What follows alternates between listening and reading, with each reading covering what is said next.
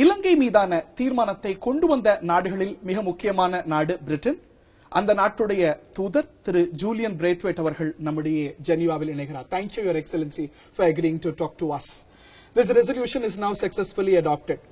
Some say this resolution is highly intrusive. On the other hand, back in my country, in Tamil Nadu, many feel this resolution is watered down and diluted. How do you explain these divergence of interpretations? Well, this is a resolution that's been adopted by consensus with the support of the Sri Lanka government's first time in the history of these resolutions in the last few years.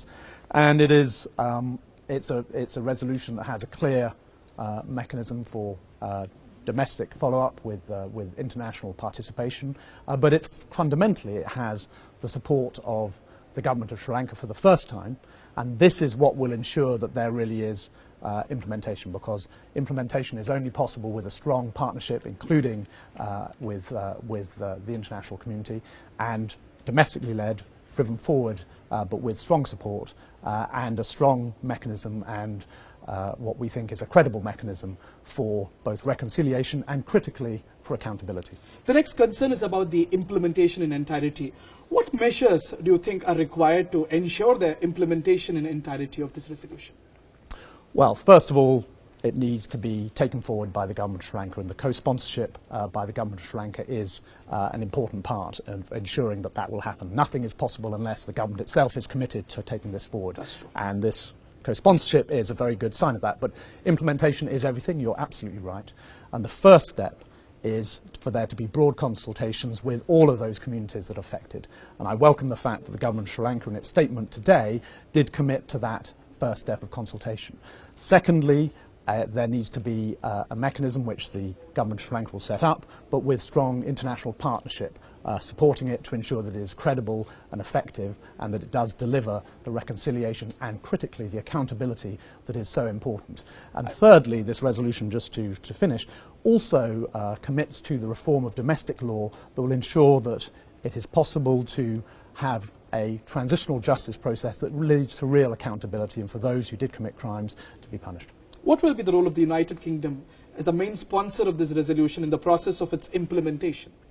Well, this is a conversation we need to have with the government of Sri Lanka. At this stage, we've been focused very much on actually getting the political support for a process that is credible, we hope, but the proof of that will lie in the implementation. You're absolutely right, and we are committed to providing whatever support we can to that process, but it is a conversation we have yet to have, but now will have with the government of Sri Lanka. What role should the Office of the High Commissioner and the Human Rights Council play in the process of implementation?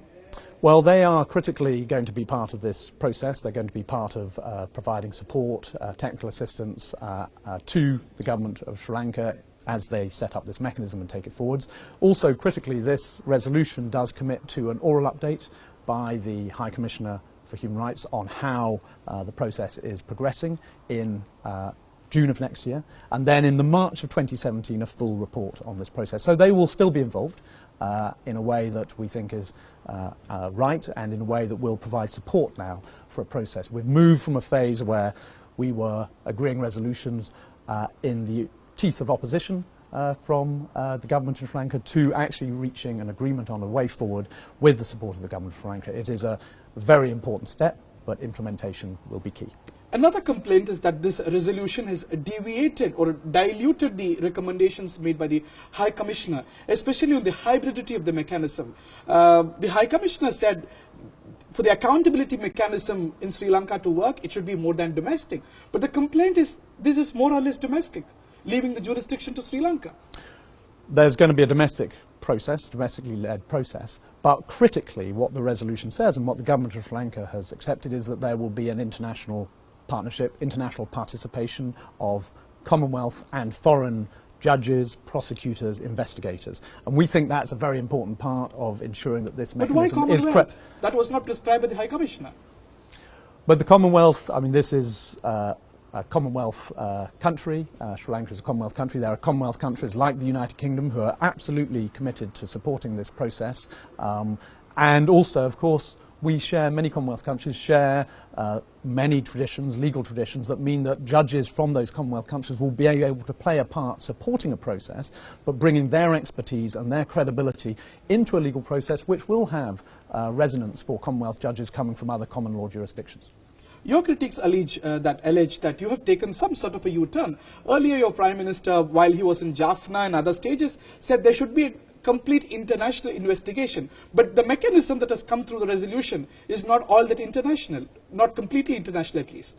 Well, what Prime Minister Cameron said in 2013 when he came to the Commonwealth Heads of Government meeting in Sri Lanka is he said there must be a full international investigation into what has happened.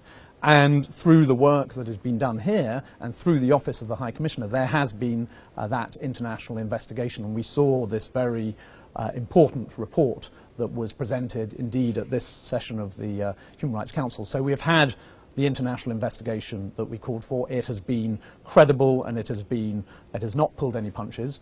And it has recommended that there should be a process that it's domestically led but is in international partnership and has international participation in it. And that is what, if you look at the resolution, that is what has now been agreed. Another concern on the resolution, one last question. It's largely silent on the demilitarization. Militarization, a highly militarized northern east remains a huge concern in Sri Lanka, and this resolution is not strong on that part like the previous resolutions.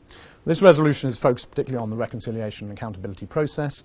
Demilitarization, we obviously do hope will happen as part of this process. We've already seen a couple of important steps in terms of military governors being replaced by civilian governors in the northeast. So there is some progress. But the army-civilian ratio is appalling even now. Well, this is where the proof of the pudding, as they say in English, will be in the eating, and implementation is going to be important. And this is only a first step in the beginning of that process. It's an extremely important step. Diplomacy has actually had its day and delivered what is, we hope, will stand as an important milestone in this process, but it is only a milestone. The process must now really continue and actually needs to happen on the ground in terms of implementation. And that, of course, is going to involve lots of work. The work has only just begun, but we remain committed to supporting Sri Lanka and all of the communities in Sri Lanka as they continue down this journey. You've appreciated the political will of the Sri Lankan government. What is your appeal to the Sri Lankan government and also to India, who's a very major player in this matter? Well, all I would say is that I think in the spirit that we've worked on this resolution, I hope we'll be able to work on its implementation. Thank you very much, Your Excellency, for Thank you. talking to Tandi TV. Thank you.